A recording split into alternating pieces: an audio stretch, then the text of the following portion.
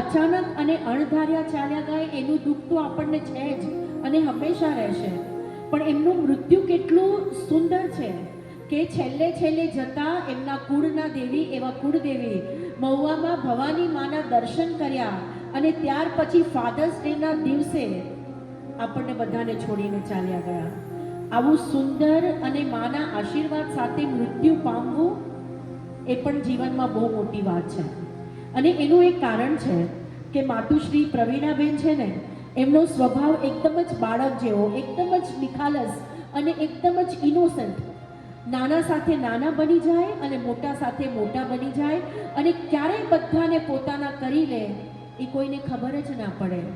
અને આ બધી જ વાતો આજે એમની જે છબી અહીંયા મૂકી છે એમના ચહેરા પર દેખાય છે. અને એવી વહાલી માને યાદ કરીને આજે એમને નતમસ્તક વંદન કરીએ અને એમના શ્રદ્ધાંજલિ સ્વરૂપે માત્ર ને માત્ર એટલું કહેવાય છે ને, અમે આખું સંગીત પરિવાર 365 દિવસ આવી રીતે દરેક ટાઈપના પ્રોગ્રામ કરતા હોઈએ અને આવી તો પ્રાર્થના સભા મોસ્ટલી કરતા હોઈએ, પણ જ્યારે એક નાની માને માટે આજે ખોટ પડી છે તારી એ ગીત ગાવાનો સમય થાય ત્યારે એમના દોહિત્ર ચિરંજીવી શિવમના હૃદયમાંથી જે શબ્દો સરી પડતા હોય,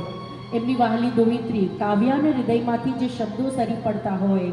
અને સંગીતમાં જ્યારે સ્વરાંજલિ અર્પણ કરવાનો સમય થાય ત્યારે શબ્દો માત્ર આ જ હોઈ શકે કે જ્યાં જ્યાં નજર મારી ઠરે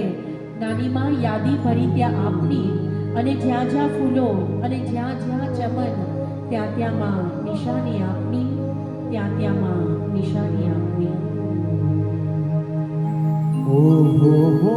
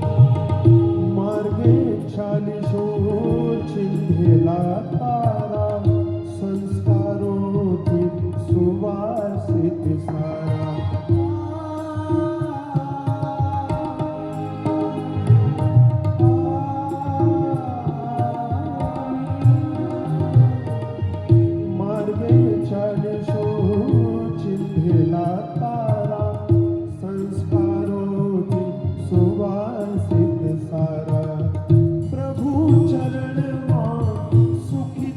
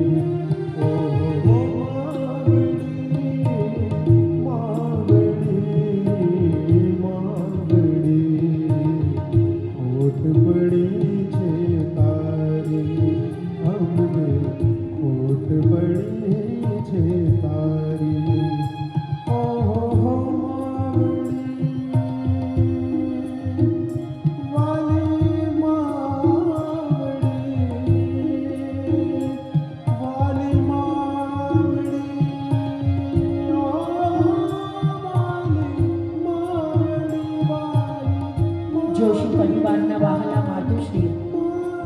અખંડ સૌભાગ્યવતી પ્રવીણાબેન વિજયભાઈ જોશી, જ્યારે આજે સમસ્ત જોશી પરિવારમાં જેમ દૂધમાં સાકર ભળી જાય